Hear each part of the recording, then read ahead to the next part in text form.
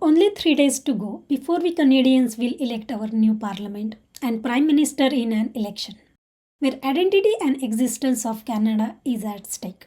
Importance of this election was visible when Barrie residents packed Grace United Church for all candidates debate for Barrie Springwater Oro-Medonte riding.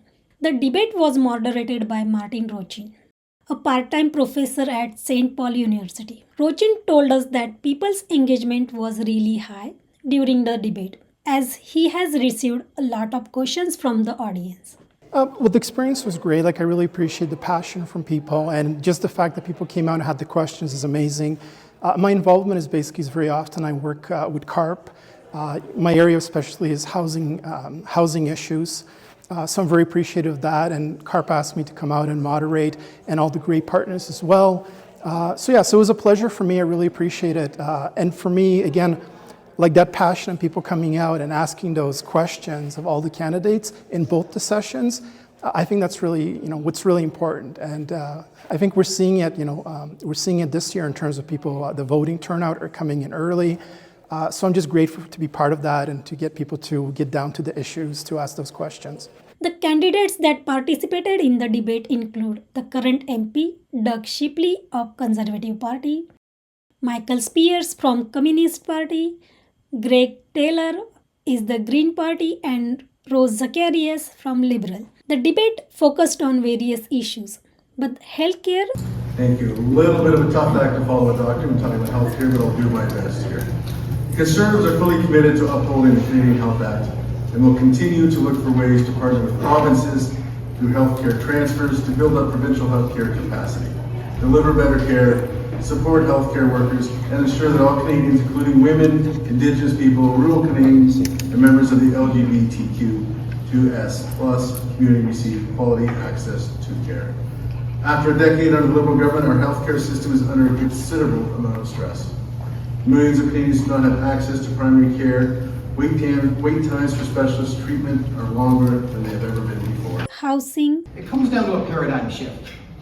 When I was first a voter, somebody could graduate from high school, work at a job, and afford to pay their rent. In some cases, afford to buy a home. Those options are no longer available in the world we live in today. It's very, very scary. The average cost of rent for an apartment in Barrie is around $2,000 a month. That means you need to have an average gross income of about $30,000 just to cover that portion of your expenses. Highly educated professionals with six-figure incomes can't get approved for a mortgage here in Barrie. I know many have had to go to places like Angus and Midland to buy homes because they can't get into the market here. CBC. We actually want to see CBC funded properly. It's one of the worst funded public broadcasting operations in the world, and that needs to change. We also want to fully fund the Canada Council for the Arts, Museum Association, and other publicly owned institutions. We also strongly support the nonprofit Aboriginal People's Television Network, which is unique in North America and needs our funding and support. We want to regulate digital media platforms under the CRTC to ensure that all digital platforms, including social media, are subject to public broadcasting and media standards. And Trump tariff remain the top issues. Canada strong. We face the biggest threat to our future in Trump tariffs and where indeed our economy will go from here. We will need to diversify. We will need to do a lot of things internally to keep us strong. I've seen it as a unifying bit of knowledge, and people know that that is what's at stake when we go to vote. And so, in that pursuit of unity and to keep Canada as strong as it can be, we need a strong leader. And there we have an opportunity to vote for who we trust. And it really is your trust. It's an act of trust when you put your X in the box on your ballot and honor that trust and respect it. I think people are taking this election extremely seriously. Following is our interview with Martin Rochon and the debate coverage. Well, the experience was great. I really appreciate the passion from people, and just the fact that people came out and had the questions is amazing. My involvement is basically very often I work with CARP.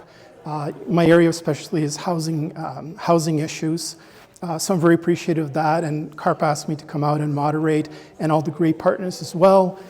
So it was a pleasure for me. I really appreciate it. And for me, again, like that passion of people coming out and asking those questions of all the candidates in both the sessions, I think that's really, what's really important. And I think we're seeing it, we're seeing it this year in terms of people, the voting turnout are coming in early. So I'm just grateful to be part of that and to get people to get down to the issues, to ask those questions. Before that we had there too, and again, reading the unfiltered questions, so I'd leave it up to more the audience to put their questions forward. We had the 4 things to address. Obviously on the things that I'm working on, because I deal a lot with student senior programs, working together to mitigate social isolation, and that very much dominoes and is very strongly affected by housing issues.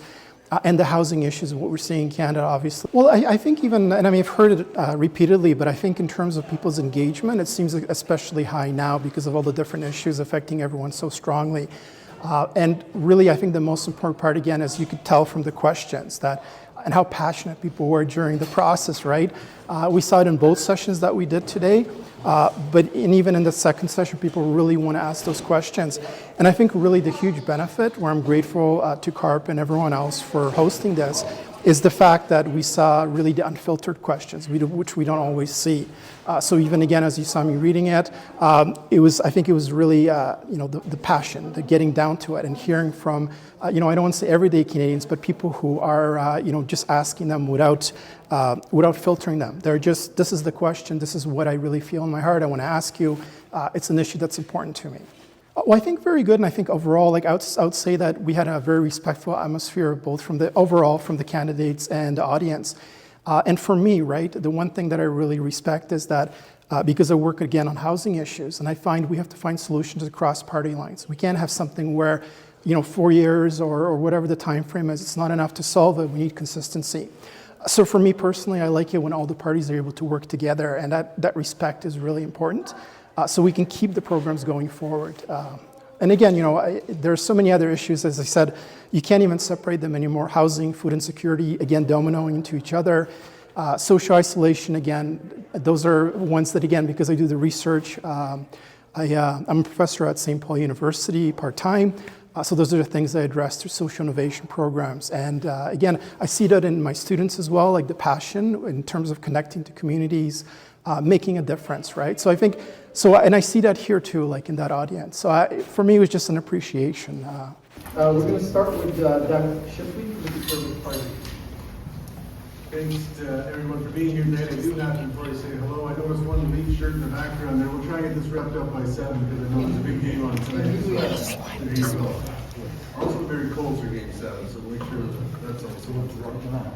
Hi, I'm Doug Shipley, Conservative candidate in Barrie, Springwater, Oro-Medonte. I'd like to thank the organizers of tonight's event, the Simcoe County Health Coalition, the Canadian Association of Retired Persons, Seniors for Climate Action Now, Grace United Church, and the Simcoe County Greenville Coalition for hosting us today. I want to recognize and thank all of my fellow candidates who have joined us this evening. Putting a name on a ballot is no easy task. Campaigns can be stressful, time-consuming, and challenging for both the candidates and their families. I would like to commend you all for stepping up. I would like to personally thank my own family for their patience and understanding throughout this campaign and my past 15 years of political life. I look forward to an engaging conversation this evening with the future of our country and how we can all work together to make Barrie, Springwater, Oro-Medonte an even better place to live, work, play, raise a family, and retire. Thank you. Thank you, Doug. And now we're going to have Michael Speers of the Communist Party for an introduction. Good evening, everyone. My name is Michael Speers from the Communist Party of Canada. We stand at a critical moment in history, a moment where the decisions we make today will shape the future of generations to come. If we don't make the right choice now, the result of this would be plant closures, mass layoffs, big cuts to healthcare, social programs, and climate action. The Communist Party is fighting for a people's agenda this election, and will continue to fight for it after the election as well. We're not just another party in the political landscape. We are the movement of working people for justice, for equality, and for the future of this planet. For too long, we've had governments that prioritize corporate profits over human needs. For too long, we've had a system that exploits workers, devastates the environment, and fuels wars. a system built on exploitation of one person by another. The policies of the Communist Party offer a real alternative. Do not waste your votes on parties that serve corporate interests. Do not vote for the least worst option. Strategic voting will only get you more of the same. Instead, vote for real change, vote for a people's agenda, vote for good jobs, affordable housing, higher wages, and a livable future. Vote for equality, for peace, for climate justice. Thanks. Thank you, Michael. And now we're going to have Zacharias from the Liberal Party for the introductions. Thank you so much for having me. Indeed, also thank you to my fellow candidates. This is a race, and this is an election of our lifetime. And as your Liberal candidate, I have never taken anything more seriously. I'm a family doctor. I've lived and worked here for 22 years. Oro-Medonte is my home. And with my husband, we've raised 4 kids, and I couldn't be more proud to be a community member here. Indeed, I'm a professional and grew up in a hard-working family. My dad has an excavating business, a small business owner just south of here in St. Thomas, Ontario. And very proud to carry forward my traditional values of hard work, protection of our, honestly, of our sovereignty at this time, and what it means to be Canadian. That's the question on the ballot. And so I grew up in a household that wondered and wanted to know, where do our taxes go? How is it that we are organized as a society, and the hardworking dollars that I earn, are they being spent responsibly? And so that's what I look for in a leader. I look to trust someone. I see that in Mark Carney coming forward as a world-renowned economist that has the international trade relationships that will be absolutely key to protecting us, our businesses, the way we provide for our families, and to do it in a sustainable way, to look at climate action in a way that no other government is doing right now, and to give us the peace of mind. When I ran as the provincial candidate, there was anxiety at the door. What will it mean to call ourselves Canadian 6 months from now, a year from now? I want that peace of mind for us. And so I look forward to being your MP. I look forward to carrying your voice forward. And thank you so much for asking us some good questions tonight that we can respond to.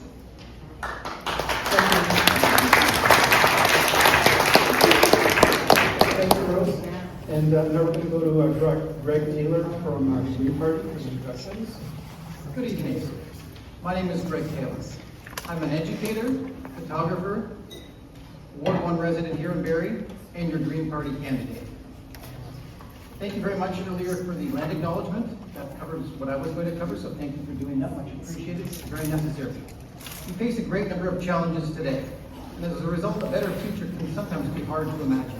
However, at this point, we must unite, and we must move forward with bold action. Greens have as broad a platform as any other party. Let's simply take a different lens to doing politics. A lens that's based on sustainability and cooperation. We are more concerned about bringing forward good policy and controlling power, and believe that the primary responsibility of an MP is to represent their constituents, not be a party cheerleader. I'm here for you in this riding primarily as my main focus. We are currently living in a world that has a range of significant crises, from the Trump threat south of the border that threaten our sovereignty. And we need to make sure that Canada does not end up going down the same two-party pathway that has largely led the United States in that direction. In order to ensure that doesn't happen, we badly need a proportional voting system. Must happen. We must also take bold action on climate change and mitigation so that we can better deal with crises like the recent ice storm here in Simcoe County. That situation and its response were shocking and unacceptable. Additionally, the cost of living, housing affordability is a major issue that we must deal with here in Simcoe County, and what I've been hearing about daily when knocking on doors. I look forward to discussing all of these issues and more with you tonight. Housing starts in Canada are down due to multiple challenges with government regulations, exclusion zoning, tax barriers, development costs, lack of committed funding, and skilled labor. Increased material costs, tariffs, fear, and uncertainty. How would your government increase the percentage of affordable, non-profit rental housing units and invest in related necessary infrastructure? directly support increased housing starts, eliminate barriers to building more housing and support builders, support innovative solutions for seniors aging at home, including home modifications, financial options for home support services, and shared co-living opportunities. Align funding and policy from the federal government to the provinces and then to municipalities, and tie in the found successful outcomes. Greg, over to you. Thank you very much for the good question.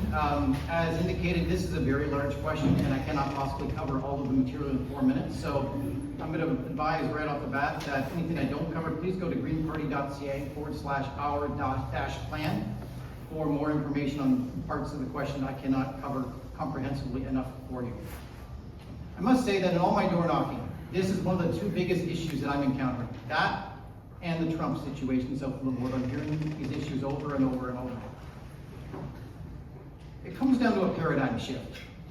When I was first a voter, somebody could graduate from high school, work at a job, and afford to pay their rent. In some cases, afford to buy a home. Those options are no longer available in the world we live in today. It's very, very scary. The average cost of rent for an apartment in Barrie is around $2,000 a month. That means you need to have an average gross income of about $30,000 just to cover that portion of your expenses. Highly educated professionals with six-figure incomes can't get approved for a mortgage here in Barrie. I know many have had to go to places like Angus and Midland to buy homes because they can't get into the market here. Okay? Our unhoused population is a crisis in this community, and we need to come up with better solutions for them. So a bit of extra context. As an educator, I'm going to try and answer these questions with a little bit more context for those in the room who may not be familiar with all of the material. Causes of this, clearly we have not had enough housing starts. The Ford government's approach over the past number of years has resulted in Ontario having the least per capita housing starts in all of Canada. That's not good enough, so there's a supply and demand issue. We have a lot of people coming to this community from places like Toronto, international students, and it's putting great strain on our system. As I mentioned, housing is a provincial responsibility, more so than any other. The feds and the municipality do have a role in it, but a lot of this does come down to the fact that our provincial government has not been keeping up. Incomes have not been keeping up with inflation either, which is making it harder and harder to get by and to cover that part of your expenses. Additionally, we have a 5 to 7 year wait time here in Barrie to get on the list for social housing. That's also not acceptable. The Greens have got a variety of different solutions. One is to make housing a human right and a national emergency. It's one of several crises we're dealing with simultaneously in this country that are linked, so that's got to happen. The Greens also propose raising the basic personal amount to $40,000 from $15,000 that it currently sits at. That would put an additional $3,000 every single year in people's pockets, and that can cover things like your rent, your mortgage payment, your groceries, things that we need to get by. The Greens are also strong proponents of a guaranteed livable income. That is a program to put in place that would do a great deal to deal with the inequalities we have in our society, people who are struggling to get by, the homelessness issue, people struggling to pay their rent. This would go a long way in solving that particular problem. We also believe in restoring the CMHC mandate to directly finance and develop non-market housing. That's a big piece as well, and to extend the existing GST removal for developers for non-profit housing. Additionally, tripling the social housing amount to $1.2 million of permanently affordable homes, expanding home care programs for seniors so seniors can stay in their homes longer. We saw what happened during the COVID pandemic, and a lot of seniors are now realizing, hey, I want to stay at home so that when if we have another pandemic, I'm not going to be susceptible to things that are going on in the retirement residence community. We need to fund that program much better. Green retrofitting programs to cut down on utility costs is a real great idea for the environment. It's also a wonderful idea to make it easier for lower income families. And last but not least, we need to protect the farmland of Oro-Medonte. That's a huge issue in this community. What's going on behind the scenes is not acceptable. Closed door meetings. What's the plan for Oro and Springwater? What's our municipal government's plan on this? We're not hearing much, and that's not acceptable. Please take that up with your mayor and your council. Thank you. Thank you, Fred. Michael, same question. Over to you. First, I think it's important to know that the housing crisis isn't just a lack of housing; it's an affordability issue. the vacancy rate in this area is actually quite high. It's almost at 2%. So it's not that there isn't housing available. It's also that it's just unaffordable. And a lot of that has to do with the financialization of housing. And the blame for this current crisis can be laid squarely at the feet of previous Liberal and Conservative governments. They gave the real estate market to corporations who made it a speculative commodity instead of a right. And that has led to the high prices of both renting and owning a home here. And those who created the problem cannot be trusted to solve it. Our party would implement a number of changes. First, we'd enact a federal housing policy that recognizes housing as a fundamental human right and doesn't treat it as a commodity.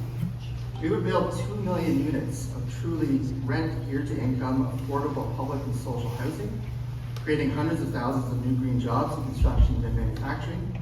The government can achieve this by making savings of scale if it itself manages the construction of housing units instead of offering incentives to the private sector. We're going to ensure that all rent-geared income housing is genuinely accessible to seniors and low-income earners by setting rents based on actual income levels, including shelter rates for those on social assistance, rather than manipulated income thresholds that exclude those in greatest need.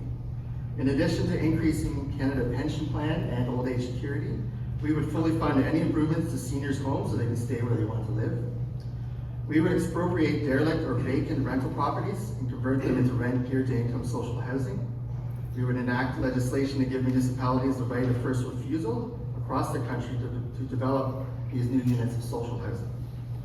We'd also ensure that no one pays more than 20% of their income on housing by implementing rent control and rent rollbacks. We would extend rent control legislation to cover all rental units, including vacant ones. We would also establish land banks to preserve land for social housing, schools, hospitals, parks, and public works. We would build emergency shelters and transition housing to support those in immediate need. We would ban evictions, mortgage foreclosures, and utility cutoffs due to unemployment, strikes, or lockouts. And we would also guarantee tenants the right to organize so they can collectively bargain with their landlords. The causes of the crisis are government austerity and deregulation, corporate financialization and speculation, policy solutions that amount to subsidies or incentives for developers, which the other parties are offering, and landlords have either been inadequate or contributed to the crisis.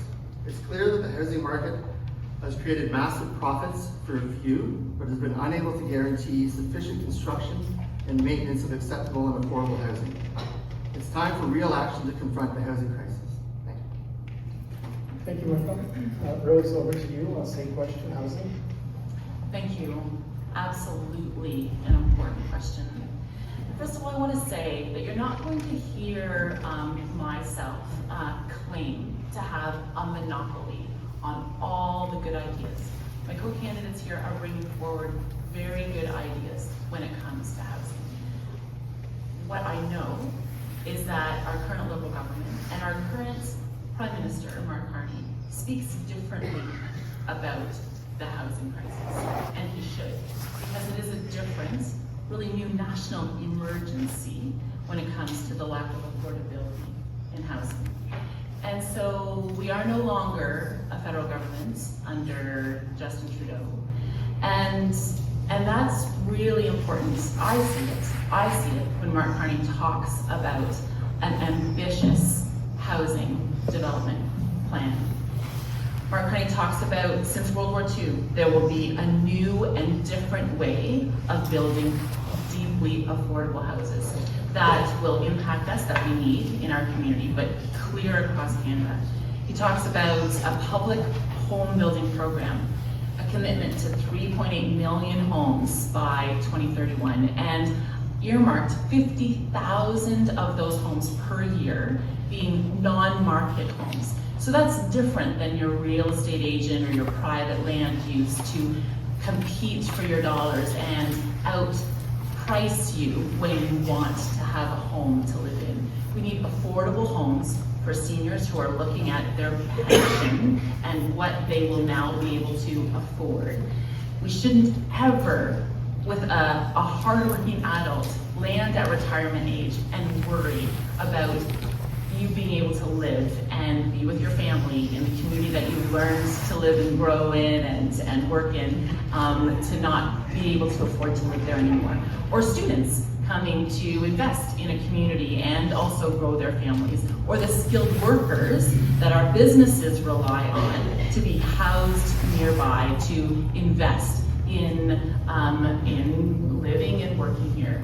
And so an ambitious plan to build homes is key. And I see that in the commitments that the Liberal government is making. I see it being ambitious. We talk about unlocking federal land. We talk about reforming the Canada Mortgage Bond Program, an investment of $15 billion to finance home builders to offset the weight, the burden of carrying a mortgage, so that there's investment up front, that it makes sense that you can carry the cost of a home. Also, eliminating the GST on new rental construction, so that builders, when they're building, don't pass down that additional cost to the purchaser, but it's a supply and demand equation. They can build more homes and they can be more affordable. And these are key, concrete ideas that the Liberal government is committing to that I know will make a difference. It's also innovative. We talk about seniors and the idea of intergenerational homes. So tax credits when you build showers, for example, or more accessible commodities inside a home, so that caregivers, adults, children, caring for their senior aging parents can be tax credited for that type of caregiving. And we don't need to wait in line for the long-term care or the retirement homes that are now no longer easy to come by. Having seniors age in place and providing for them there, and having the federal government commit to that being affordable because we desire it and it makes sense. Also collaborative, with some accountability, with provinces, with municipalities, that there would be a dashboard and there would be held to account. I look forward to having ongoing conversations. Thank you, Rosie. Doug, before I move over to the same question housing with you, just a comment from the back of our audience for everybody, no one in particular. Can everyone just move your mics a little closer, just because some people at the back are having a little bit of a hard time hearing. So I appreciate that. And then Doug, whenever you're ready, the housing question. Okay, thank you. Excuse me. I've had the honor and privilege of serving as the member of Parliament for the great people of Barrie, Springwater, Oro-Medonte for the past 5.5 years. By far, the two most pressing issues I've had interactions with residents about are the cost and availability of housing and the cost of living crisis. I have had numerous residents call me in tears because of the fear that they cannot provide basic necessities for themselves or their families. Recently, I had one widowed senior who resides in Oro-Medonte call me in tears saying that she heated her home on propane and could not afford to pay her home heating bill. She was forced to wear numerous sweaters and wrap herself in a blanket while sitting in her own living room. Additionally, in Ontario, food bank usage was up 134% last year compared to the same period in 2019. Over 2 million people accessed a food bank in 2024, and over 1 million people in Ontario relied on food banks last year to feed themselves and their families. In our community, the Barrie Food Bank currently serves 7,000 individuals each month, with a record number of first-time clients, seniors, large families, and individuals seeking emergency food support. 37% of those served are children. Karen Shu, the executive director of the Barrie Food Bank, recently stated that, quote, "As demand continues to rise, we face increasing challenges in keeping up, often needing to make difficult choices about which foods to cut in order to stretch our donations further." Grocery inflation is at a 50-year high, recently rising at 3.2% month over month, the highest rate since 1974. Over the past 10 years, the cost of a house has doubled, rent has doubled, mortgage payments have doubled, all while the number of new homes being built has declined. This year, home building is down 38% from January to March of this year, hitting an all-time low in Ontario. Less than half as many homes have been built this year as were built at the same time last year. That means increased home prices, increased homelessness, and families forced to cut costs elsewhere so they can pay for their home. The housing crisis is largely a supply problem. Canada simply doesn't build enough homes. And as a result of our home prices are rising too quickly for Canadians' paychecks to keep up. Additionally, taxes and development charges are now more than 30% of the cost of a new home in Ontario. It is time for change, and we need to restore the hope and dream of home ownership and affordability in Canada for all. A Conservative government will eliminate the sales tax on new homes under $1.3 million, which will save home buyers up to $65,000 on the purchase of a new home and $3,000 on a yearly mortgage payment, while spurring a massive new home building boom. Secondly, we will work with municipalities to cut building taxes and development charges. For every dollar of relief a municipality offers on development charges, a Conservative government will reimburse 50%, up to a maximum of $50,000 in savings for new home buyers. Combining the two policies I just mentioned will lower the cost of a new home by up to $115,000. Additionally, we will back 350,000 positions for trade schools and union halls to train Red Seal apprentices to build homes, and we will bring back the $4,000 apprenticeship grant that the Liberal government eliminated.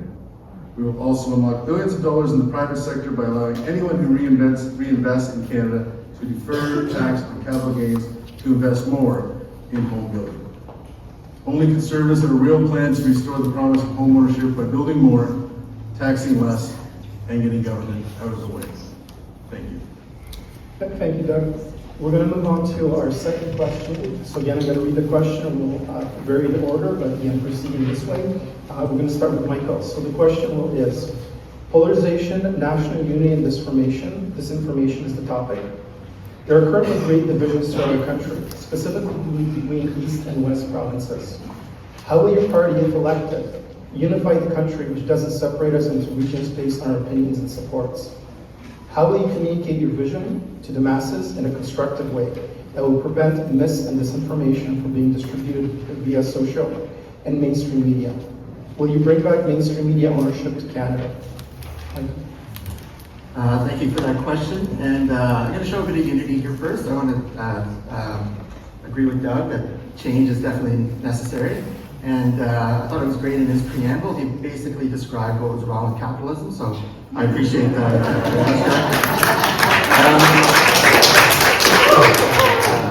For us, you know, working class power, we believe as communists would alleviate a lot of what we're seeing in our country. You know, people are struggling, and we're being told to blame each other instead of the ruling class. You know, division is built right into capitalism. By dividing us, the ruling class can pit us against each other for jobs, services, resources. You know, we've been told to see each other as the enemy instead of the capitalists who attack working people for profit and greed. That's why the Communist Party, throughout our 104-year history here in Canada, has committed to representing only one interest, that is the interest of the working class of this country. And we'll continue to build class consciousness on our streets and in our workplaces. We believe that improving democracy will also have a positive impact on national unity. So changing our electoral system to make every vote count would go a long way to do that. And I agree with Greg on that issue. You know, we want to enact a mixed member proportional representation electoral system so that votes matter. That's especially relevant in this riding, where a lot of times, if you're not voting Conservative, basically your vote doesn't matter. We want to guarantee equal treatment for all registered political parties, including amending the Broadcasting Act to ensure equal time for all parties so that voters can make informed choices. And we want to lower the voting age to 16. We also want to restore adequate funding for the CBC. We don't believe in defunding the CBC. The CBC has a lot of problems, but fixing those problems will go a long way to creating more national unity. So we actually want to see CBC funded properly. It's one of the worst funded public broadcasting operations in the world, and that needs to change.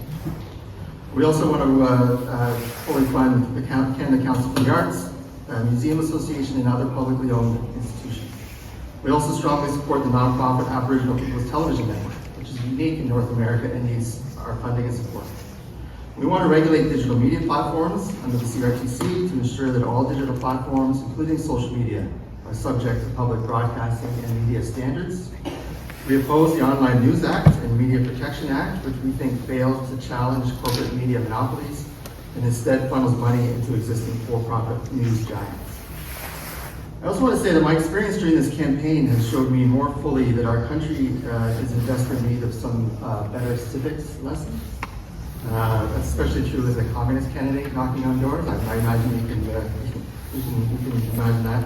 So we think that, you know, the political IQ of our community, a lot of people needs to increase and improve. So we think that improving that would probably go a long way in helping alleviate the crisis of division that we're experiencing. You know, but ultimately we need to do a better job of reminding working people that we have more in common with each other than we do with the millionaires and billionaires. Thank you, Michael. Over to Rose, the question, polarization, national unity, and disinformation. Thank you. A critical topic, and it is the ballot box question, I would say, to keeping Canada strong.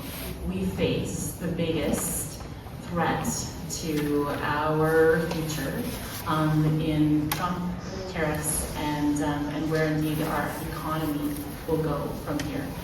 We will need to diversify, we will need to do a lot of things internally to keep us strong. I've seen it as a unifying bit of knowledge, and people know that that is what's at stake when we go to vote. And so in that pursuit of unity and to keep Canada as strong as it can be, we need a strong leader. And there we have an opportunity to vote for who we trust. And it really is your trust. It's an act of trust when you put your X in the box on your ballot and honor that trust and respect it. I think people are taking this election extremely seriously.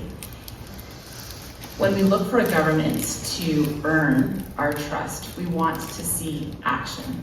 And so where I see the Liberal government committing to unification is investing fairly in the broadness that we are as a country, whether it's agricultural investments in a rural area or the housing crisis in a more densely populated area, or even healthcare in the north.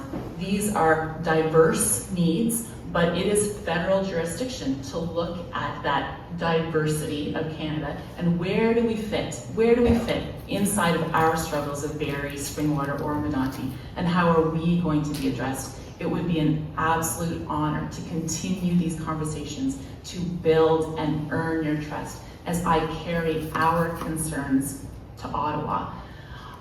I am a ballot box choice of change here for you. And these are the conversations that I have been having at the door. Absolutely proud to come forward as a non-partisan position that needs to choose a party to have an impact on society in the way that is needed, I think.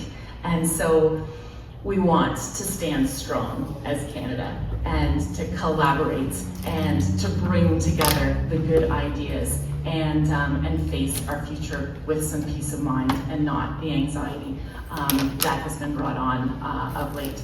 Very, very quickly, some key concrete commitments to expanding broadband internet. We have all struggled with our cell service, and this is the way of the future. That needs to be a commitment of the federal government, and I see it happening. Also protecting integrity of information. So to have a non-biased public broadcaster, a key commitment to the Canadian Broadcasting Corporation. Even in the area of capital federal political donations, that they be trusted, non-biased, not foreign, not interfered with by foreign operatives, and that news would not disintegrate into a form of entertainment. News needs to be delivered to us. We need to be respected for our autonomy in the way we think and experience events and make informed choices. These are commitments of the Liberal government. This is my commitment to you, and once again, coming together as Canada strong to face the uncertainty of what we are being threatened with. I can't believe that I am now raising 4 kids, Canadian family, inside of the uncertainty of a future that we now have. And so indeed, together we need to be strong. Thank you, Rose.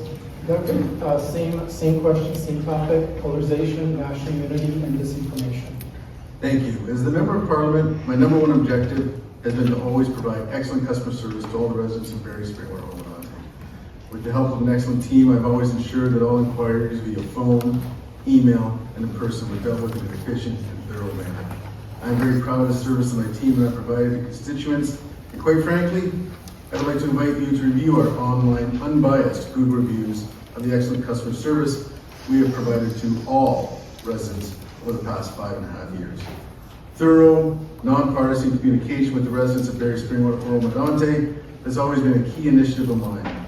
Some of the methods I've used are monthly mailers, monthly e-newsletters, columns in local papers, and outreach at local community events.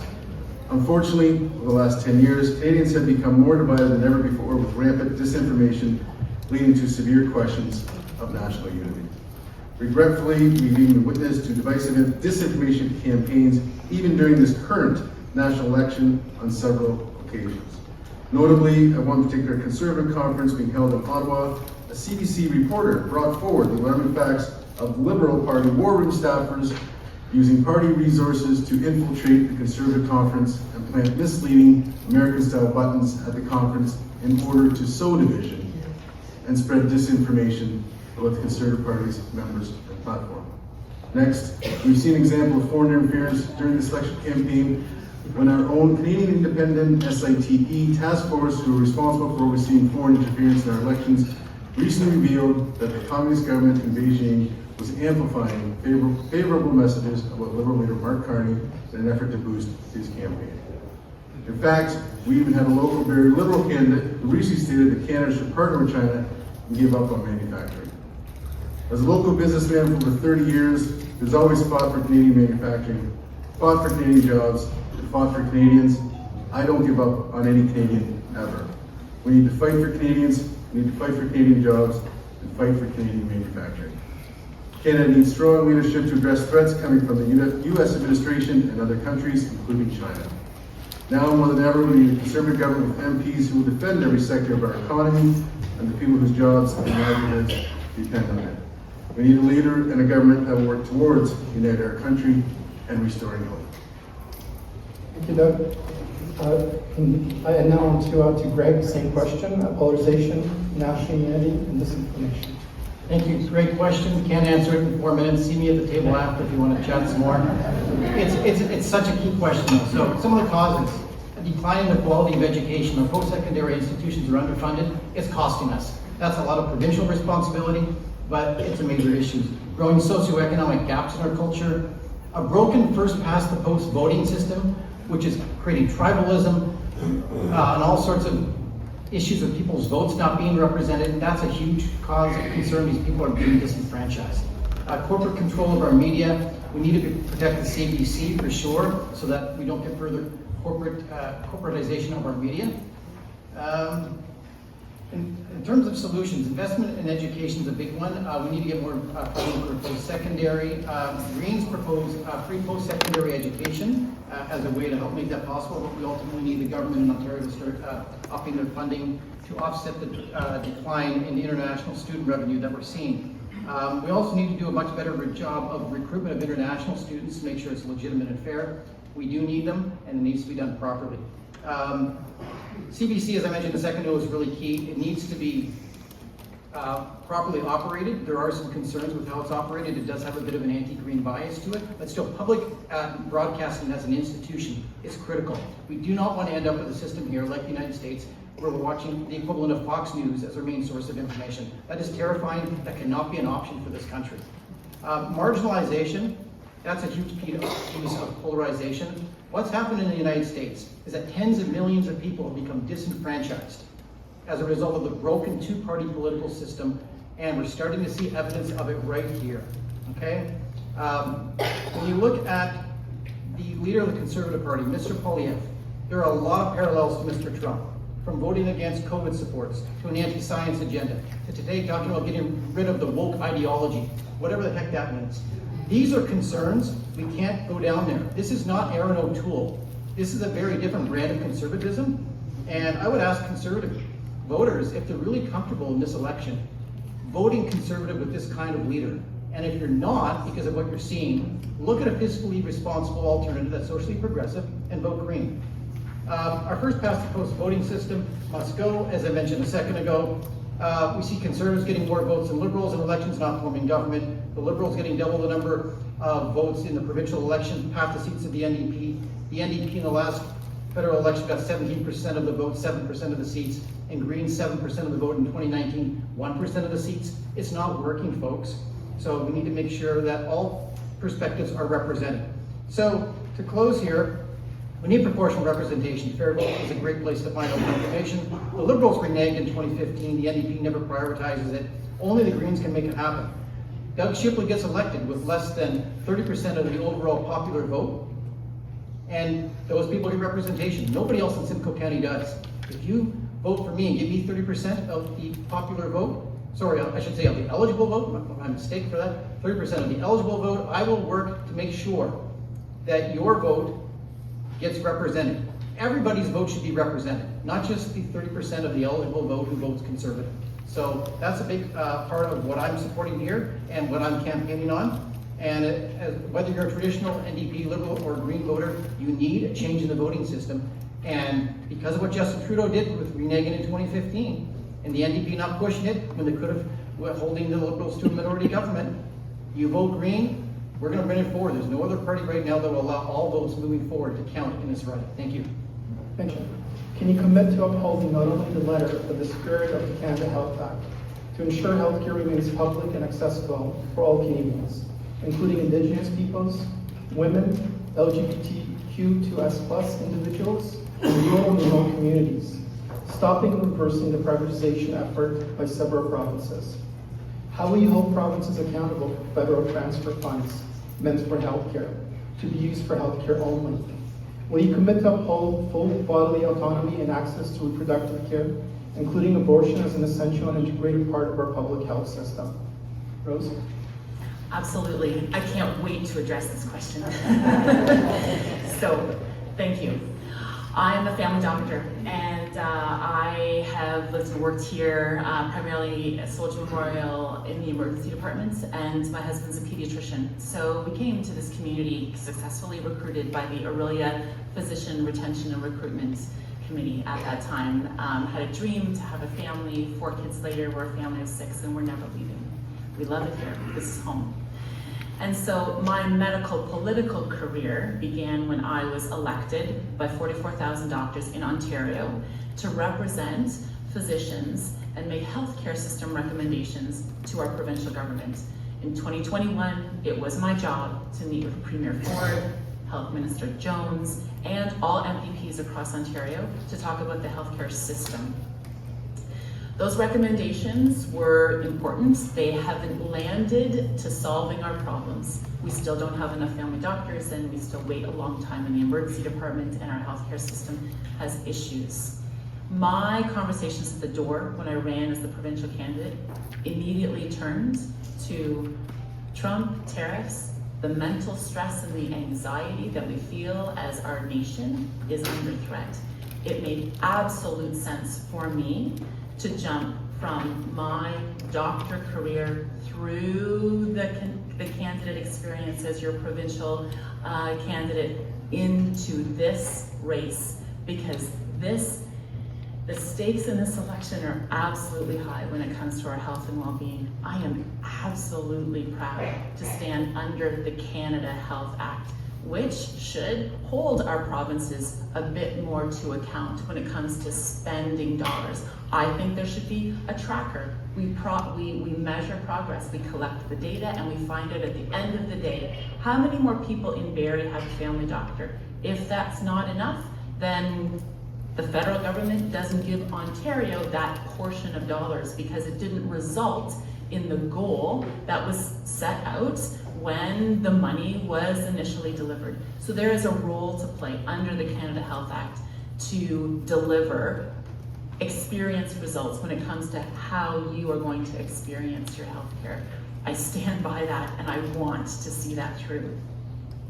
As far as protecting and expanding reproductive health care, absolutely standing with our diverse community and in all the different ways that we access the healthcare system to be respected, to step forward, not because you have an ability to pay or jump the queue when you need to see a specialist or have a CT scan or a mammogram. It's based on need and your diagnosis, and a physician can deliver that care to you, as well as the team, the nurses, the pharmacists, and the lab technicians can deliver that care to you because you need it, not because you're being asked to pay for it.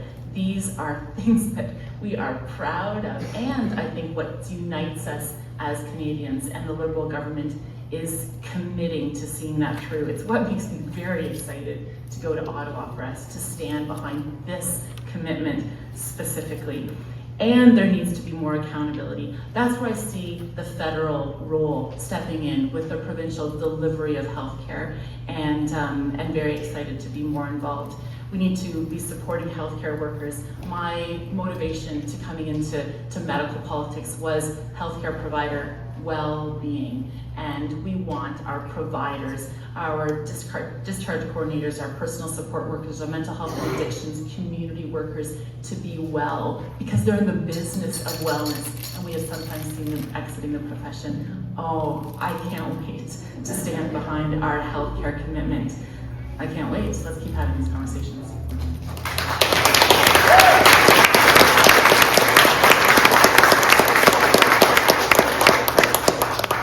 Thank you, Rose.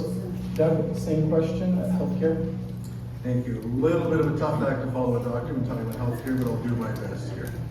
Conservatives are fully committed to upholding the Canadian Health Act, and will continue to look for ways to partner with provinces through healthcare transfers to build up provincial healthcare capacity, deliver better care, support healthcare workers, and ensure that all Canadians, including women, Indigenous people, rural Canadians, and members of the LGBTQ2S+ community receive quality access to care. After a decade under the Liberal government, our healthcare system is under a considerable amount of stress. Millions of Canadians do not have access to primary care. Wait times for specialist treatment are longer than they have ever been before. Canadians are spending more time in emergency rooms, and thousands of Canadians are dying on waiting lists for medical care. I previously sat on the Barrie Area Physician Recruitment Task Force and worked for many years to bring physicians and healthcare workers to our region. Therefore, I've seen firsthand the impact of the shortage of healthcare workers in our community. The Liberal government promised to recruit 7,500 more doctors, nurses, and nurse practitioners to care for Canadians. They have failed to solve Canada's major shortage of doctors, nurses, and other healthcare professionals. And under a new Liberal government, these problems are only to get worse. A major issue that is preventing us from hiring more doctors is bureaucratic red tape. Currently, Canada has 13 different bureaucratic processes to get licensed to become a doctor, nurse, or other professional.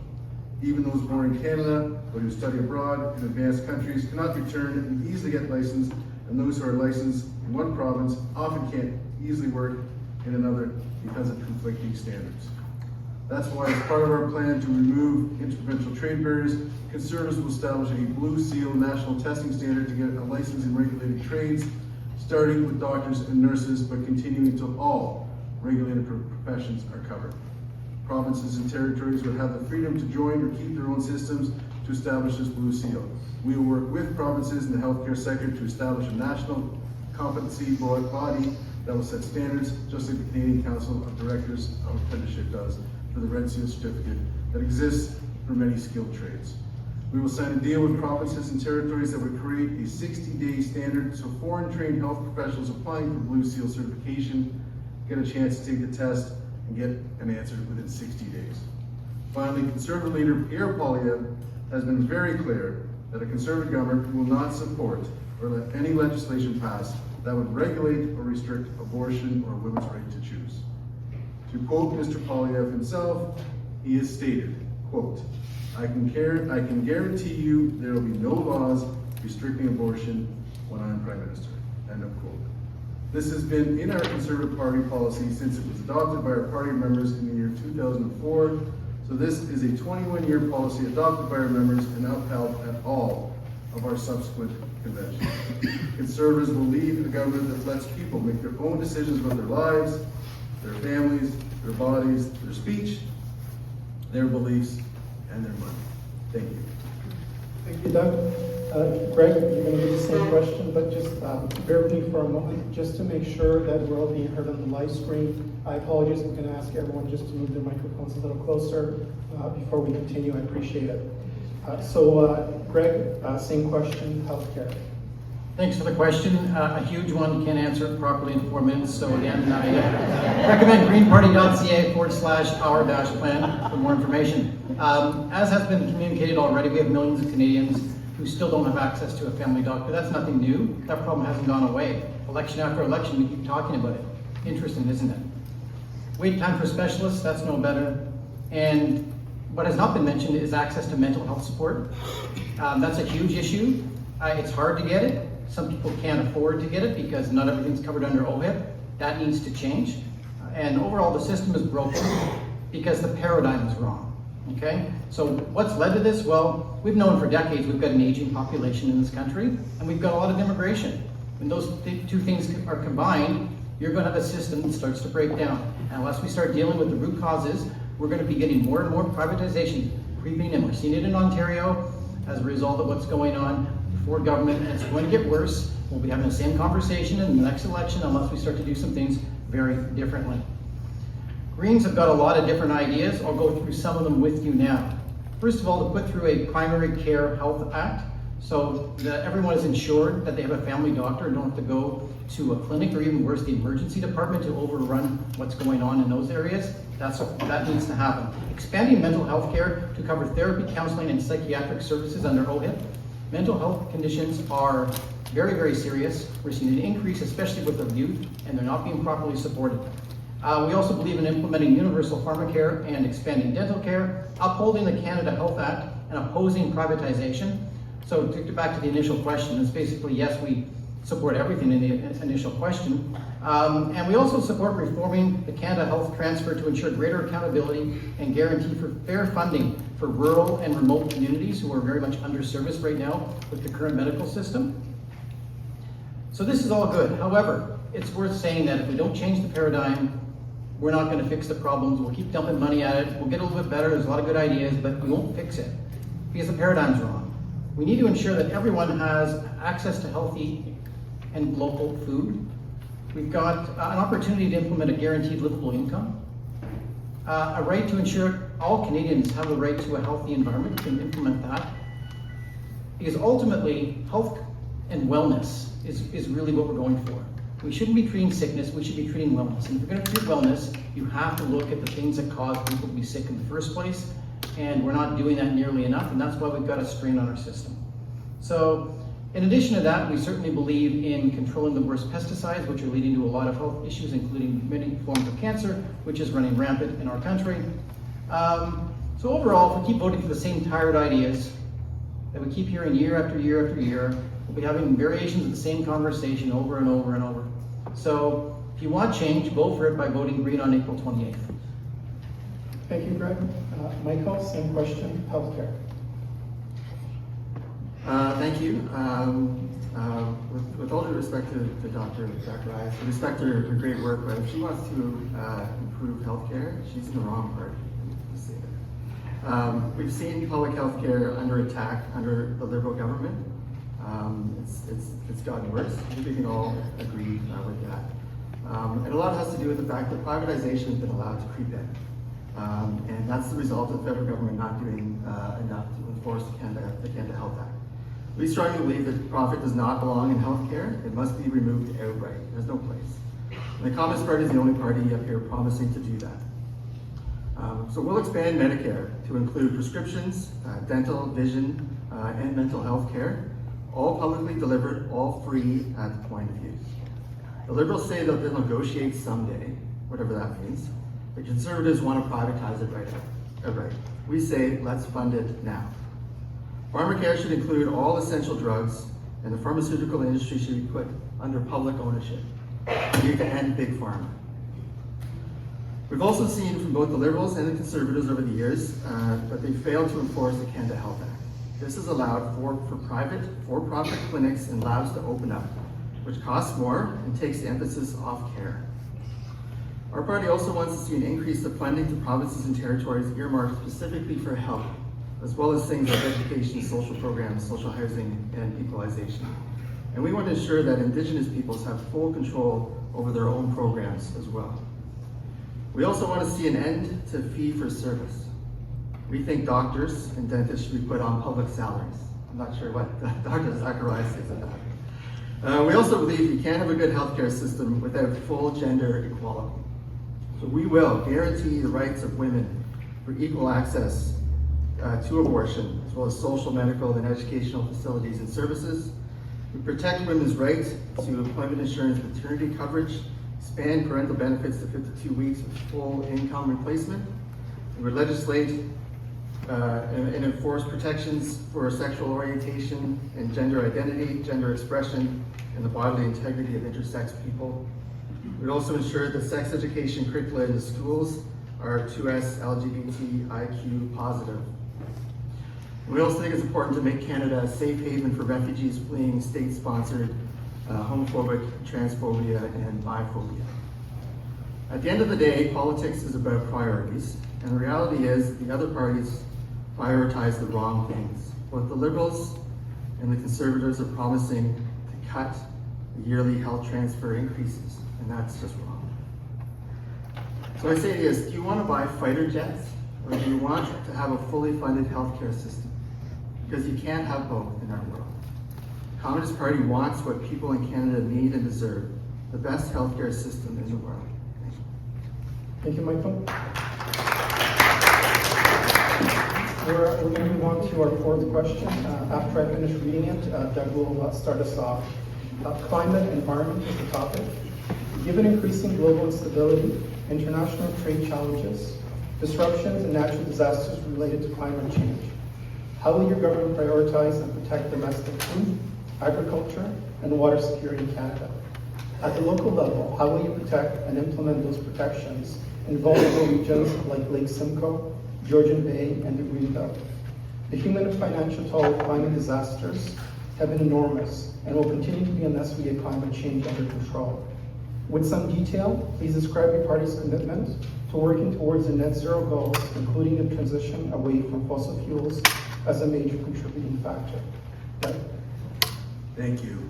Conservatives know that climate change is affecting our communities, our ecosystems, and damaging our infrastructure. Unfortunately, over the past decade, the Liberal government has chosen to implement an unfair taxation system where everyday Canadians were punished for simply heating their homes, buying groceries, and driving to work, while emissions continued to go up. It was only because of Conservative pressure that Liberals removed the consumer carbon tax, and the Liberals have been silent on what they will replace it with. We know that Mark Carney is a major proponent of carbon taxes. He has written books about how much he loves carbon taxes. Conservatives are the only political party that has taken a genuine stand against this costly tax. Conservatives are committed to using technology, not taxes, to lower emissions and fight climate change. In a global context, Canada is responsible for a very small portion of global emissions. We are well placed to take our natural resources here at home, like liquefied natural gas, and export them to new markets, which will get us out from under America's economic thumb and create jobs, making Canada sovereign and self-reliant. There have been dozens of tidal energy projects, LNG projects, and oil and gas projects who have looked towards Canada for partnerships that have been turned away because excessive amounts of red tape and bureaucracy that have been implemented by the Liberal government. Conservatives will create a one-stop shop called the Rapid Resource Project Office to handle all regulatory approvals across all levels of government. We will repeal the no new development laws so we can build new pipelines and LNG terminals to export our energy overseas. We will scrap the job-killing energy cap on Canadian growth. We will cancel the industrial carbon tax to take the tax off Canadian steel, aluminum, natural gas, food production, concrete, and all other major industries. Finally, we will ensure Indigenous loan guarantees by establishing the Canadian Indigenous Opportunities Corporation, led by Indigenous people, to offer loan guarantees for Indigenous communities. I would also like to take some time to talk about the importance of protecting our jewel, Lake Simcoe. To say that Lake Simcoe plays an integral part in the quality of life and economy of all who inhabit its shores is an understatement.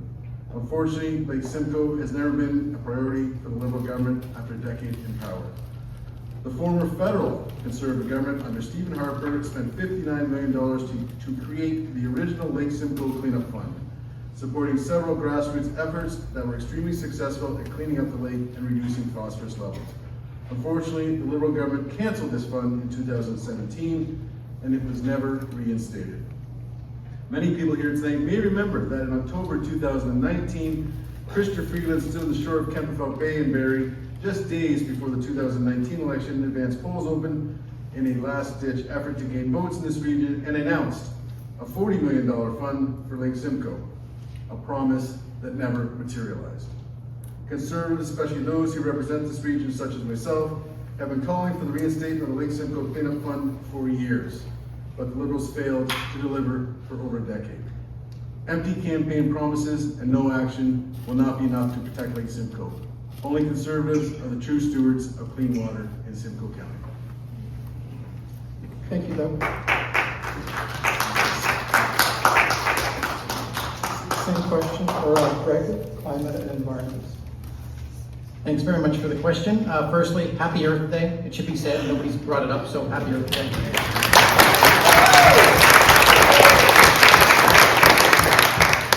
I'm going to spend most of my time on climate, so let me address the water issue first. The Greens propose launching a national water strategy to ensure water is a public common resource, not a commodity. Okay, prohibit bulk exports. That's a major issue moving forward, especially with what's going on south of the border. We need to protect the green belt from development, like we have seen recently in Ontario.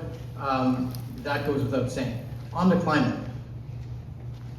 Climate change is a well-known environmental issue. At this point, it's not that anymore, really. It's an economic crisis. We've seen Lytton, BC burn to the ground, Jasper burn to the ground. Look what's happened here with the ice storm we've just gone through. This is going to happen more and more and more. We need to be prepared. We need to be doing a lot better with emergency response, and we need to be reducing emissions at the same time. House insurance rates gone up by 65% in Ontario. We're looking at $25 billion, the cost every year to the Canadian economy to deal with the impacts of climate change. This cannot go on. The Paris Accord target 40% below 2005 target or level, by 2030. We're 9% below. That's a little bit of progress. So emissions are going down a little bit, but we're supposed to be 40% by 2030. We're not getting there. We've lost the consumer carbon rebate, which, by the way, was good public policy. 80% of Canadians ended up with more money in their pocket. So I'm going to suggest that candidates who don't understand this should do a little bit more research on the topic.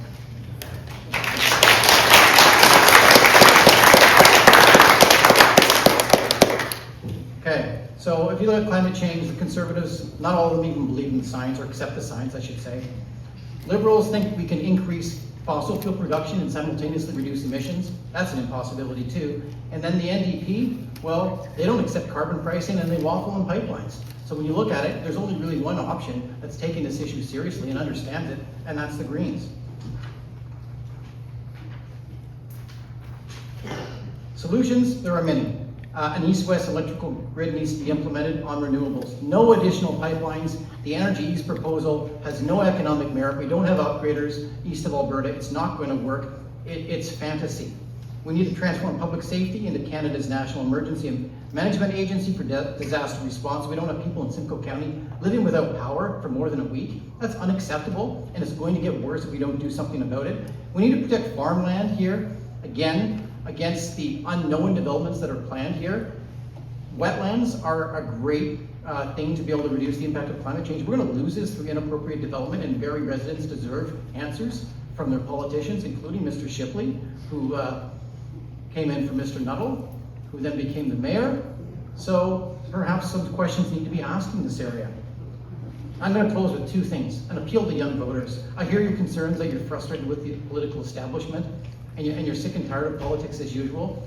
But please, the solution to failed liberalism is not right-wing populism. The solution to failed liberalism is not right-wing populism, and we need to start to look at alternatives to that. And if you want an alternative, please suggest going green on April 28th. And to the parents and grandparents in the room today, think about the legacy that you're leaving your children. Are they going to be able to afford a home? Are they going to have a livable climate? Are they going to be able to have a good quality of life here in Simcoe County. Right now, things are not going the right way socially, economically, ecologically. So think about that very, very hard and whether you really are comfortable with the world they're entering. And if you're not comfortable with the political establishment that you're seeing, we need to be doing things differently and looking for alternatives. We need to vote for change. And voting green on April 28th is by far the best way to make a clear statement that you want change that will give your children and your grandchildren a brighter future. Thank you.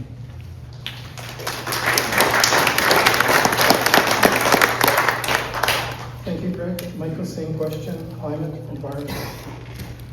Thank you. It's an important question. Obviously, it's one of the biggest existential crises of our time. And let me just start by saying that our party believes that working people shouldn't have to carry the bulk of the responsibility for climate action. Be part of the solution, of course, but it is the corporations, the rich, and the governments who enable them who need to pay up to stop climate change once and for all. The Liberals, under Trudeau and now Carney, have mastered the art of sounding progressive on the environment while doing the exact opposite. They promised climate action and then bought a $4.5 billion oil pipeline with our money. Meanwhile, the Conservatives don't even pretend to care anymore. Our party is focused on environmental justice. So here's what we would do. We would establish public ownership and democratic control of all energy and natural resources, including extraction, production, and distribution. We would replace cap and trade and carbon tax schemes with strict legal limits on pollution and hard caps on emissions, especially from industrial sources, to achieve net zero carbon emissions by 2050. We would impose strong penalties for corporations that break emissions and pollution laws, including jail time for corporate executives. We would ban fracking. We would phase out tar sand operations, compensate First Nations affected, and guarantee jobs for energy industry workers in the renewable energy sector. We would slash the huge carbon footprint related to the deployment of fighter jets, the naval fleet, and other military purposes by implementing a 75% cut to military spending. We would cancel the order for 88 F-35 fighter jets, 15 new warships, and Arden drones. If you believe in more military funding, like all the parties up here do, then you don't really have a climate plan. We would significantly expand urban public transit and eliminate bus and transit fares, build high-speed rail and create a publicly owned bus service that's fueled by renewable energy, to replace and expand the service previously provided by Greyhound and other for-profit operators. We would stop urban sprawl by enforcing strict land use policies that protect farmland, watershed, and ecologically sensitive areas. We would halt corporate land speculation and uphold Indigenous land rights through free, prior, and informed consent. We would ban cryptocurrency mining and ensure data centers are powered exclusively by renewable energy. We would ensure that Canada's food sovereignty. We would ensure Canada's food sovereignty through policies that benefit family farms, fishers, and other primary producers, including income supports if necessary. We would support organic farming, reduce the use of antibiotics, fertilizers, pesticides, and other potentially harmful farm inputs. Locally, we support an expanded green belt. We would demand a new federal assessment for the Bradford bypass, and I, as MP, would help put together a Made in Simcoe County plan to protect Lake Simcoe and reduce phosphorus levels, as well as ban the use of road salt. The times require bold, revolutionary action, and that's what the Communist Party promises to deliver. Thank you. Thank you, Michael, and thank you for all the candidates for answering all 4 of the questions. And I have questions from the audience. On climate. Oh, I'm very sorry, no, please go ahead. Thank you, thank you. Climate action is absolutely critical to sustaining a bright future for us and our families. Absolutely. It hasn't become the ballot box question because we are thinking about economy in the face of Trump's tariff threats. However, the Liberals have a climate action plan. When you look at your ballot and you are deciding between us and the Conservatives, as a nonpartisan voter, it has been absolutely clear to me prior to getting involved in politics that Pierre Poilievre is not leading with a climate action plan. He's not. I appreciate the passion, the necessary passion of my candidate colleagues here to my left. because that needs to be embedded inside of a plan for economic growth as well, because those two things will lead us into a bright Canadian future. I don't think we have to decide between climate action and economic growth. And when you look at how the Liberal Party has laid out their plan to invest strategically, mindfully, responsibly in harnessing our renewable energy and our resources as a Canada, diversifying our exports, that energy corridor east to west, that is also inside of a responsible, sustainable plan, which is absolutely critical.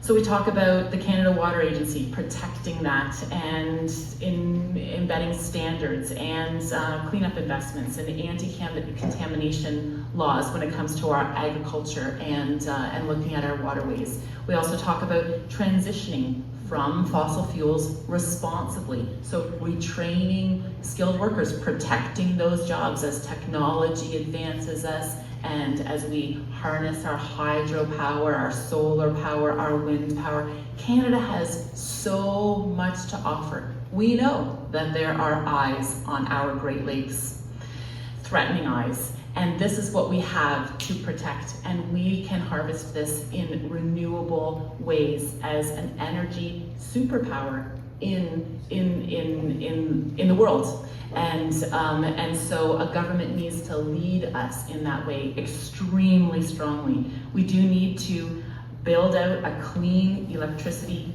infrastructure, and there is a clear commitment, Mark Carney has spoke about it specifically, that by 2035 we would have a net zero electricity grid. These are complicated promises, and they are important, and we will need to lean into the expertise, the lived experience of those economists that have navigated these difficult decisions when it comes to sustainability and economic growth. And so that's what I want to promise you. As I step forward as leader here, I would lean into these conversations with the Simcoe County Greenbelt Coalition.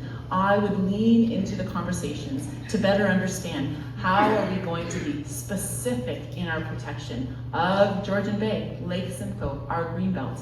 How do we be very action-oriented, and where is the scorecard, and who will keep us to account? There will be a constituency office that's got a door wide open for ongoing conversations to bring back the federal aims and goals and how it applies specifically to us here. It is actually joyful work. I live across from the Langman Sanctuary, if you know it.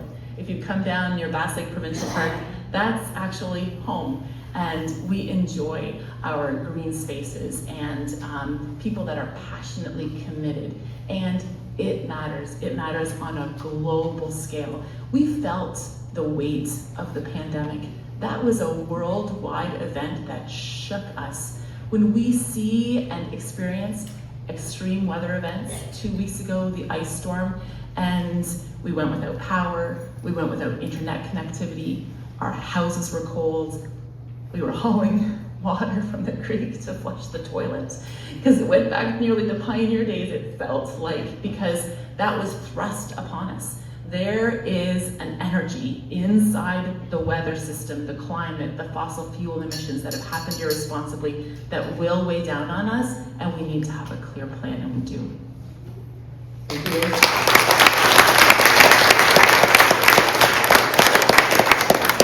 I want to thank all the candidates. Sorry, Rose, for cutting you off there. I appreciate that we got everyone answered the 4 questions.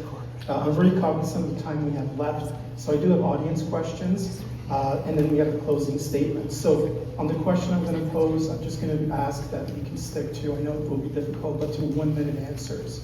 And I did not receive any questions for Michael, so I'm going to go in the order I received these questions. Doug, Rose, Greg. Doug, from our audience, how can your party ensure that democracy will be upheld while your leader campaigns on the use of the notwithstanding clause? I think our leader has been very clear on the notwithstanding clause. Pierre Poilievre has made it very clear that he wants to make sure every Canadian has the choice to live their own life, their own way, every day. There may be exceptions where it has to be that to make sure things get done in Canada, such as making sure criminals are locked up after 3 consecutive murders, to make sure our safety is safe. That's really the #1 thing in our society. That may be an exception. You said other than that, Pierre believes in every Canadian should live a free and safe existence in Canada. Thank you. Thank you, Doug. My next question for Rose from our audience. What are your educational qualifications and how have they prepared you for a position in the government? I'm a doctor, and so I've been a professional. And then I was elected president of the Ontario Medical Association and was back and forth to Queen's Park. I learned how the system, how the political system works. And I believe in our democracy to rise up as your representative and carry your voice forward. I am enrolled in the Global Executive MBA program at the Rotman School of Business at the University of Toronto. And so I understand systems. And I have traveled the world, Singapore, San Francisco, Brazil, to understand how do other governments manage these challenges: climate action, affordability, taxation, democratic rights and freedoms. It's been an incredible educational process. I love learning. Oh, I'm qualified. In many ways, you can look at my report card, but I'm a people person too. My greatest joy has been to be at your doors. The people who know me well know that I love to lean into the conversation. So I'm a listener. I intend to earn your trust and deliver when I'm your MP. Thank you, Rose. Greg, my next audience question is for you. Canada's wealth is in its ground. The legacy parties, the legacy parties want to mine it all up, with the Green Party supporting the economy that was used to generate a sovereign wealth fund. Apologies. It's a fine question. If you look at the Norway model, they've got a huge sovereign wealth fund through responsible use of the resources. You compare that to Alberta, it's a completely different game. So we've really missed the boat on that one. Moving forward, of course, we've got a lot of resources in our ground. We can do a lot of good things with them. We need more focus on using those resources here and not just shipping out raw products to other countries. So if we can extract and then we can develop some of these resources here and keep more jobs and revenue in this country as opposed to shipping it out somewhere else, that's going to be a major advantage for sure. And if we tax companies appropriately, we can get a lot of resources. That being said, fossil fuel production on a large scale, further pipelines, that sort of agenda is not sustainable and it needs to be phased out. So things like the Energy East pipeline or another pipeline to the West Coast should just be considered as non-starters given the world that we're living in right now. Thank you, Greg. I want to thank the audience for their questions. There's a lot of other good questions in here as well, but we're running very short on time. We're going to get into the closing statements. So I'm going to take a pause for a moment to let everyone have a breather, and then we're going to start in the reverse order whenever you're ready, just from the reverse order of introductions.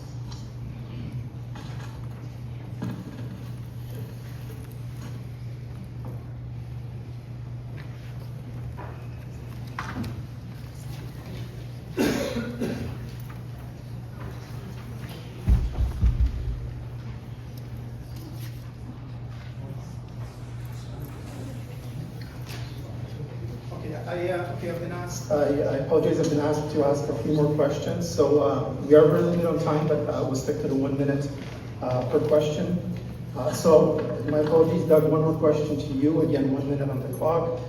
Medical assistance in dying currently, advanced requests are not allowed in Canada, except in Quebec, even though the majority of Canadians support it.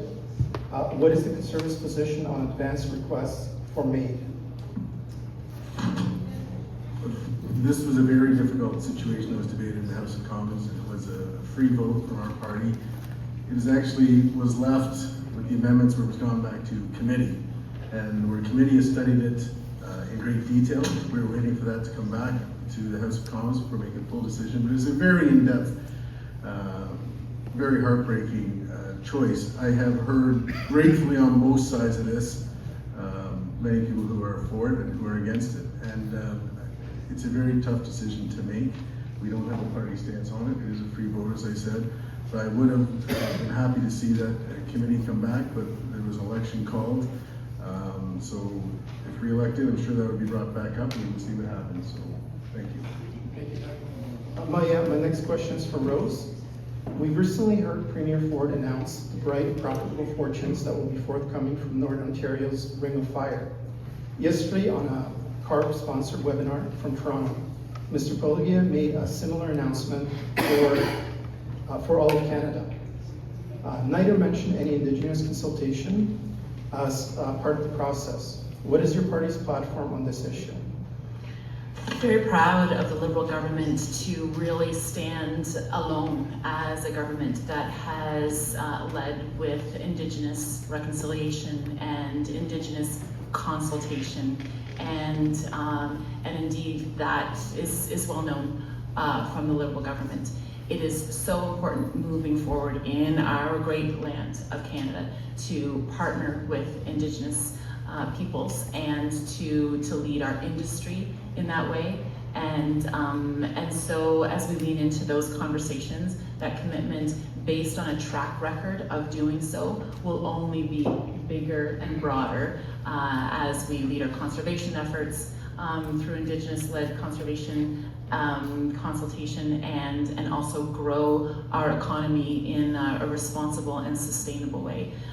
We are Canada, a land of all peoples, and very, very important to lean into those conversations going forward. I fully intend to.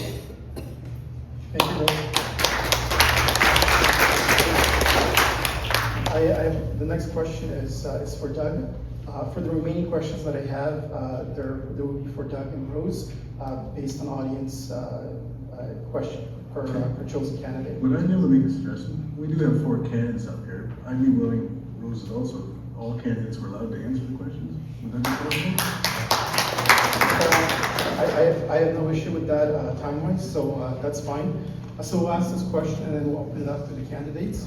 Doug, the question, I'll start with you though, because it was addressed to you, and then we can move maybe Rose, Michael, and Greg. So the Conservative Party has promised to defund the CBC if elected. Will you personally oppose this move? Defunding does not mean getting rid of the CBC. What defunding means is removing the taxpayer-paid portion of that. Mr. Poilievre wants to keep the French radio portion still funded, but he does see some need to remove the public portion funding of that. It becomes more of a publicly funded situation where they could still be on TV, they could still be competitive, they would just have to go and do their own funds, do their own advertising, but not funded the taxpayers' money.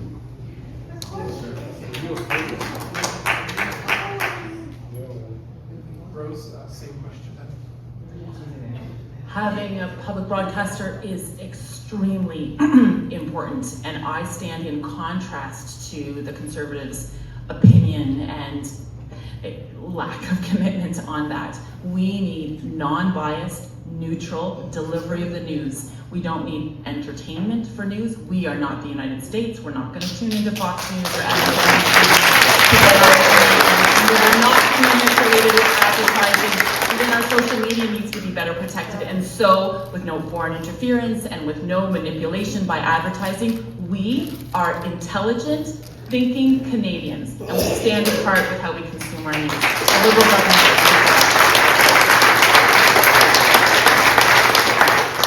So you claim the CBC is not biased? I claim the CBC is not biased. I apologize, but just through our time constraints, I really I'd appreciate it. like an answer to that.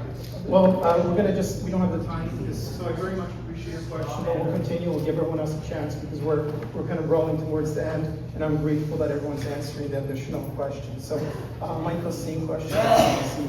Yeah, I'll be quick. So yes, fully funded CBC is critical for our country, and I say fully funded because under the Conservatives, under the Liberals, funding has been cut back. So I'm glad that Dr. Zacharias is passionate about this issue, and I hope if she gets elected and the Liberals form government that she's just as passionate around the cabinet table when it comes to this issue.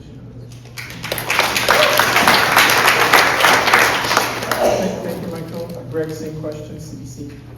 The Green Party is strongly supportive of a well-funded public broadcaster. The CBC is a key part of our national culture and identity. That's not even debatable. And the alternative to going to a greater concentration of media under private hands is terrifying. Rose hinted at it, she's absolutely right. We do not want to be going to a world where the equivalent of a Fox News is the #1 source of information in our country. We've seen what happened south of the border with that particular issue, and the consequences are terrifying.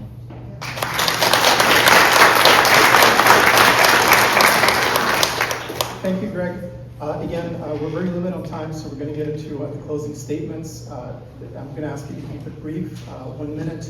We're going to take a very short 30-second pause, and then in the reverse order of the introductions, we'll get the candidates to proceed. Just for the audience, we do have another event with another set of candidates starting at 7:30. So I please, if you can, after we finish the closing statements, I'm just going to ask you to leave, and unless you're coming in for the next event. Thank you. Okay. Sorry, go to the other hall and with the candidates, if the candidates are willing to stay. So if everyone heard that, if the candidates are willing to stay, they'll be available to answer your questions in the hall where my colleagues are pointing very nicely. So that might be an opportunity to ask those questions. And I appreciate, again, there's so many questions. I appreciate everyone being here in the audience, and as well as everyone doing closing statements as well. So anytime we're ready, we'll just proceed in the reverse order.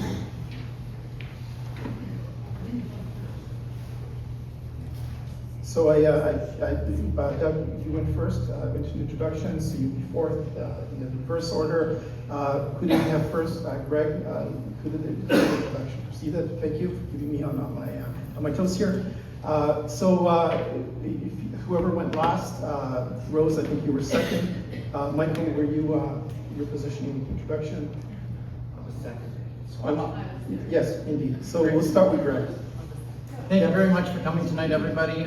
It's been a pleasure to talk to you as your Green Party candidate. We face a number of crises in our world today in this country. Donald Trump being one south of the border. We need cross-party cooperation. No majority government is in our best interest. We need the best and brightest minds from all political parties to work together. That happens best in a minority situation.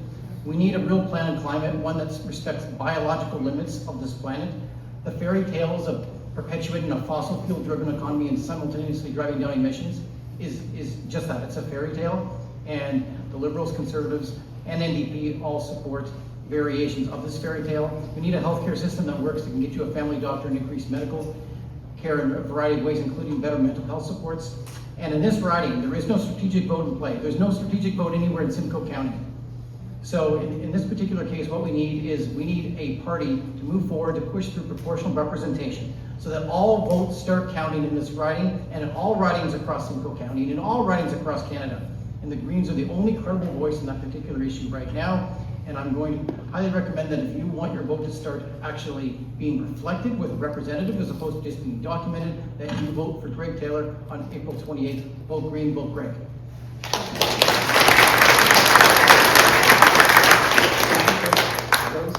Meeting at the doors with you, and if I haven't had a personal conversation, I do want to. The choice is clear at the ballot box. Who do you want to lead Canada into the economic uncertainty that is facing us with the threat of Trump and tariffs? Mark Carney is the right person for the right time. And a voice of change here in Barrie, Springwater, Oro-Medonte is a vote for me. And so it would be a privilege to carry forward our concerns about our businesses, about our issues around affordability, about our passionate need for climate action and for peace of minds and peace of our minds and the peace of mind we want to raise our families here. And so with me, you get someone who understands your concerns, wants to lean into those conversations, and will be in a position with what has been forecasted since the call of this election, that it will be the formation of a Liberal government. And with me, you get an opportunity to have someone represent you there from a strong, stable, Liberal majority government. Potentially, I see that happening, and I want to speak up for you. So thank you. I will continue to earn your trust. We have a few more days before now on election day. Happy to have the conversations and happy to continue them afterwards also.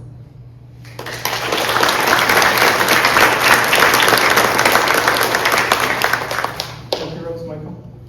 Thank you. Canada needs the Communist Party, and you need an MP who will fight for working people.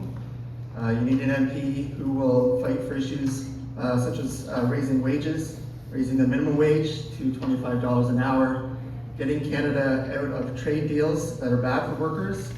You need someone who's going to fight for employment insurance at a livable rate, so when the layoffs come because of Trump's tariffs, that unemployed people can live in dignity. And you need a candidate that's going to fight for an independent foreign policy as well. And we need the Communist Party because we're the only party who has consistently been on the side of Palestine and Palestinians. And I say that because this is an issue that it's gone out of the spotlight. It hasn't been an issue at the doors. It's not being talked about by the media, and that's tragic. It should be talked about. The genocide is happening as we speak.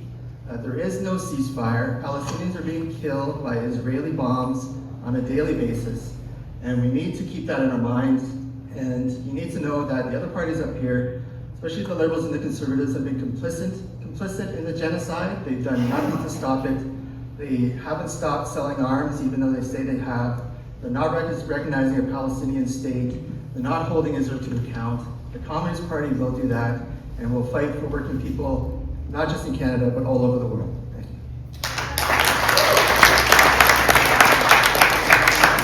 Thank you, Michael. Doug? Thank you everyone for coming tonight. It is really appreciated. I've sat here now for almost an hour and a half, and I just recently heard my Liberal candidate mention she's been going to many doors and listening to issues. Folks, those issues are not new. They were not created by Donald Trump. Those issues have been growing for the last 10 years under this current Liberal government. Affordability, crime, housing are all up. Violent crime is up 50%. Human trafficking is up 84%. Total incidents of violent crime, 116%. Donald Trump didn't cause those. Affordability, grocery inflation is at a 50-year high, recently rising at 3.2% month over month. Housing pricing, rent has doubled. Housing costs have doubled. Homes have doubled. These aren't new since Donald Trump took over in January. Yes, Donald Trump in the US is an issue right now, but our number one issue right now are our local issues going on in Canada. Remember that. Remember your children, remember your grandchildren, make sure there's a future for them. Vote for hope, not fear. Let's get a Conservative government in Ottawa for change. Thank you.